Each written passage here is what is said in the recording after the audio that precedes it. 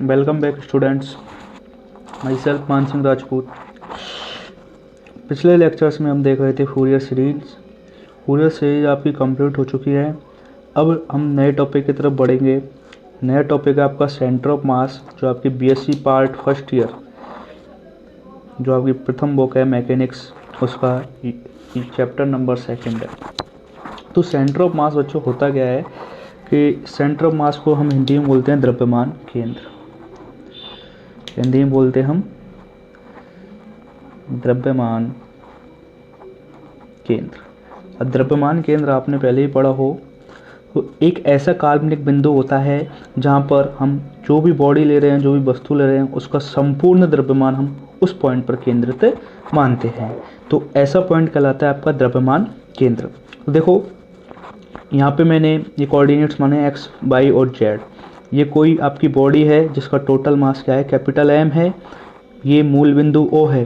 मूल बिंदु ओ के सापेक्ष ये कोई पॉइंट सी है। इस पॉइंट को हमने अज्यूम किया या माना है कि ये आपका द्रव्यमान केंद्र है। इस पिंड का, कैपिटल एम द्रव्यमान के पिंड का जो संपूर्ण द्रव्यमान है, इस पॉइंट सी पर ही केंद्रित माना जाएगा। तो मूल बिंदु ओ के सापेक्ष इस द्रव्यमान केंद्र का जो स्थिति सदिश होगा वो होगा आरसी वेक्टर। और इसी मूल बिंदु ओ से कोई हमने ith पार्टिकल माना है, जिन पार्टिकलों से एम द्रव्यमान का पिंड मिलकर बना हुआ है। अर्थात यहाँ पर हम कैपिटल एम बराबर लिख सकते हैं समीशन i इक्वल टू 1 से लेकर n mi के बराबर। तो ये कोई भी एक ith पार्टिकल मैंने मान लिया है इस बॉडी में से। तो ये ith पार्टिकल को पोजीशन दे दिए p। तो मूल बिंदु ओ से ith पार्टिकल का जो पोजीशन वेक्टर होगा वो होगा ri वेक्टर। और द्रव्यमान केंद्र के सापेक्ष या with respect to centre of mass point आपका जो पोजीशन वेक्टर होगा वो होगा आर सी आई वेक्टर। ओके, तो इसकी डेफिनेशन क्या हो जाएगी, the centre of mass of a body और system is that point where entire mass is assumed to be concentrated for the purpose of explanation of motion of the body or system। कि भाई द्रव्यमान केंद्र एक ऐसा बिंदु होता है जहाँ पर वस्तु की गति के लिए, वस्तु के मोशन के लिए, अध्ययन के लिए हम उसका संपूर्ण द्रव्यमान एक किसी काल्पनिक बिंदु पर मानते हैं। तो वो पॉइंट कहलाता है आपका द्रव्यमान केंद्र। और द्रव्यमान केंद्र के लिए यदि हम फोर हमेशा रहेगा द्रव्यमान केंद्र के लिए समीशन i इक्वल टू 1 से लेकर n mi R C I vector equal to 0। देखो आर सी आई क्या है, आई वे पार्टिकल का द्रव्यमान केंद्र के सापेक्ष स्थिति सदिश है। तो द्रव्यमान केंद्र के सापेक्ष स्थिति सदिश जब भी आप देखोगे, इसको हम बोलते हैं द्रव्यमान आघूर्ण। तो M I R C I vector हमेशा 0 रहेगा with respect to centre of mass point, जिसे हम बोल रहे हैं द्रव्यमान केंद्र। अब मैंने मान लिया इसमें कि भाई जो आपका ith पार्टिकल है उसका मास तो क्या है, आपका mi है। मास of the ith particle is mi and its position vector क्या है, ओरिजिन ओ के रेस्पेक्ट में ri वेक्टर। इसी प्रकार जो centre of mass point C है और सेंटर ऑफ मास पॉइंट के रेस्पेक्ट में सेंटर ऑफ मास पॉइंट का जो पोजीशन वेक्टर है मूल बिंदु ओ के सापेक्ष या ओ के रेस्पेक्ट वो कितना है, rc वेक्टर। और आई वे पार्टिकल का जो स्थिति सदिश है सेंटर ऑफ मास पॉइंट के रेस्पेक्ट में कितना है, आर सी आई वेक्टर। तो हम यहाँ पर हम ट्राइंगल लॉ लगा सकते हैं इसमें। तो देखो in triangle O C P O P vector किसके बराबर हो जाएगा, देखो वेक्टर लॉ भी लगा सकते हो। O P vector equal to O C vector plus C P vector. तो ओ पी वेक्टर की वैल्यू आपके डायग्राम से देख पा रहे हो, R I vector equal to R C vector plus R C I vector. Okay, R I vector तो आपका दिखा रहा है आई वे पार्टिकल का पोजिशन वेक्टर मूल बिंदु ओ के सापेक्ष। आरसी वेक्टर दिखा रहा है द्रव्यमान केंद्र का स्थिति सदिश मूल बिंदु ओ के सापेक्ष। और आरसीआई वेक्टर दिखा रहा है आई वे पार्टिकल का स्थिति सदिश द्रव्यमान केंद्र सी के सापेक्ष। अब इसको हमने दे दिया समीकरण नंबर 1। अब समीकरण नंबर 1 के दोनों तरफ आप मास mi से गुना कर दो और गुना करके दोनों तरफ जोड़ दो समीशन i इक्वल टू 1 से लेकर n तक। तो देखो अगले स्टेप में हमने क्या किया, summation of i equal to 1 से लेकर n mi से दोनों तरफ करके जोड़ दिया है। तो समीशन i इक्वल टू 1 से लेकर n mi ri वेक्टर ये इतना बन जाएगा। अगला समीशन i इक्वल टू 1 से लेकर n mi rc vector plus summation i equal to 1 से लेकर n mi rci vector. Okay, अब मैंने बात की थी कि भाई किसी भी बॉडी का आप जब अध्ययन कर रहे हो तो आई वे पार्टिकल का जो द्रव्यमान आघूर्ण है वो सेंटर ऑफ मास पॉइंट के रिस्पेक्ट में हमेशा क्या रहेगा, जीरो। या फिर हम बोल सकते हैं कि सेंटर ऑफ मास की परिभाषा से summation of I equal to 1 से लेकर N M I R C I vector equal to zero रहेगा। तो इसकी वैल्यू क्या हो जाएगी बच्चों, जीरो। देखो if for a body summation i equal to 1 से लेकर N M I R C i equal to zero, then the point c is called centre of mass point. यदि किसी बॉडी के लिए समीशन आई इक्वल टू 1 से लेकर N M I R C I vector equal to zero है तो point सी क्या कहलाएगा, आपका सेंटर ऑफ मास पॉइंट या फिर द्रव्यमान केंद्र। या फिर आप बोल सकते हो द्रव्यमान केंद्र की परिभाषा से समीशन आई इक्वल टू 1 से लेकर N M I R C I vector हमेशा क्या रहता है, जीरो के बराबर। So we can say that for centre of mass points, द्रव्यमान केंद्र बिंदु के लिए समीशन आई इक्वल टू 1 से लेकर N M I R C I vector equal to zero. ये होगी आपके द्रव्यमान केंद्र की परिभाषा कि भाई ऐसा काल्पनिक बिंदु होता है जहाँ पर पिंड का संपूर्ण द्रव्यमान केंद्रित माना जाता है। जैसे आप से बात कर लो, ये m1 और m2 द्रव्यमान के पिंड है, लगभग बराबर मास के, m1 इक्वल टू m2, तो इनका सेंटर ऑफ मास पॉइंट हमेशा कहाँ मिलेगा आपको, इनके मिड पॉइंट पर बीच में। अगला है देखो सेंटर ऑफ मास पॉइंट। आप अलग अलग पार्टिकल सिस्टम के लिए पोजीशन वेक्टर निकाल सकते हो सेंटर ऑफ मास की। तो सबसे पहले हम निकालेंगे position of centre of mass of two particle system कि भाई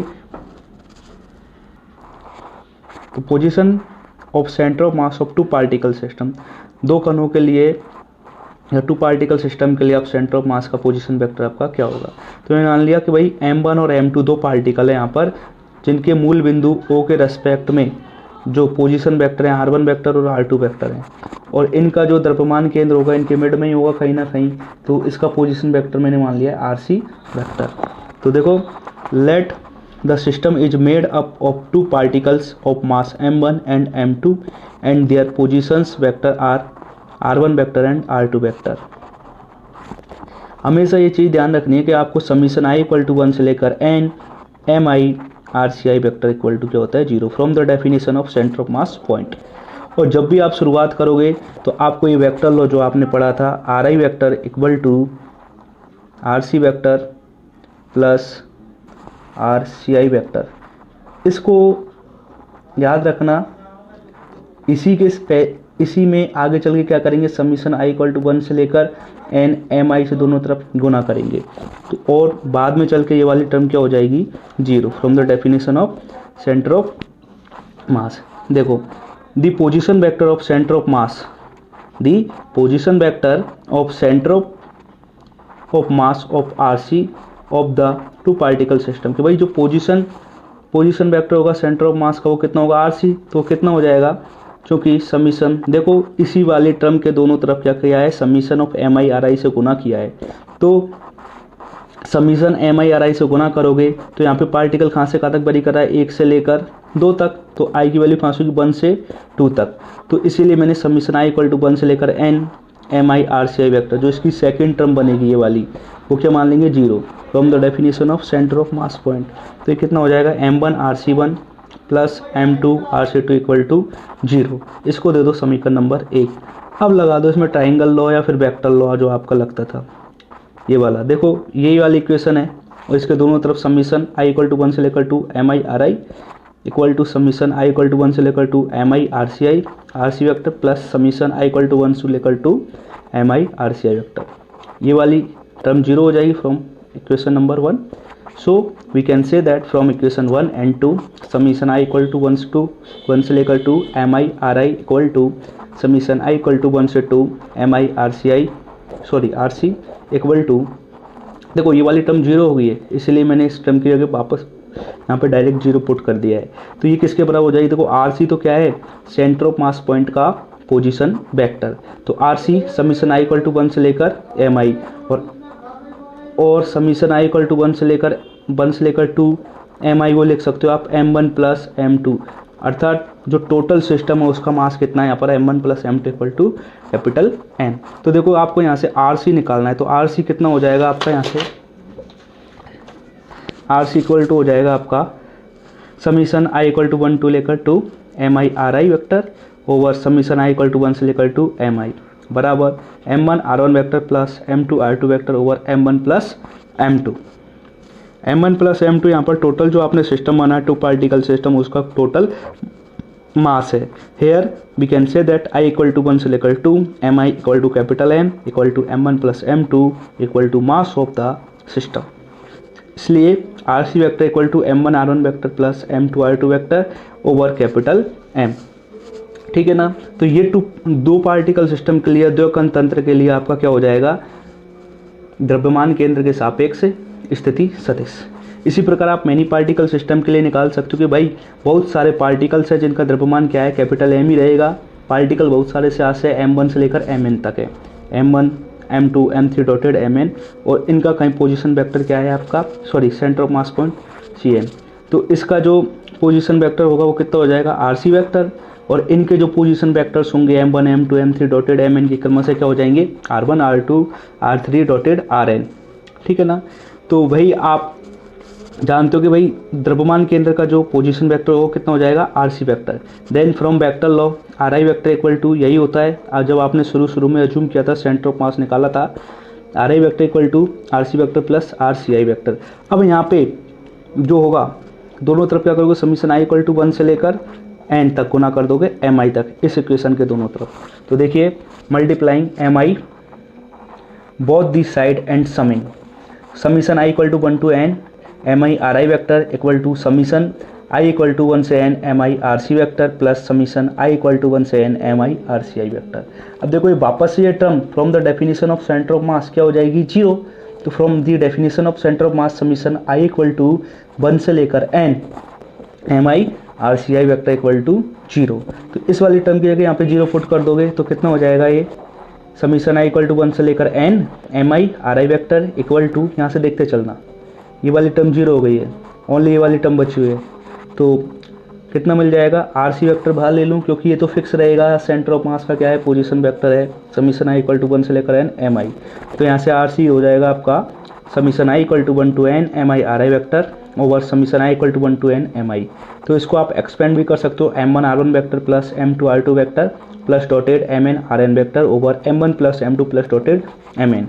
तो यहाँ पे जो टोटल सिस्टम का मास होगा m1 plus m2 plus dotted mn equal to capital N, जिसको हम summation of i equal to 1 to n mi लिख रहे हैं, इसलिए RC हो जाएगा आपका 1 over m summation i equal to 1 से लेकर n mi RI वेक्टर। तो हो जाएगा आपका मैनी पार्टिकल सिस्टम के लिए सेंटर ऑफ मास का position vector. Thank you student, please like share and subscribe my YouTube channel. इससे आगे भी हम इस पूरी यूनिट का लेक्चर सीरीज लेके आएंगे, तो इसके लिए आपको वीडियो को लाइक करना है, सब्सक्राइब करना है और शेयर करना है। धन्यवाद।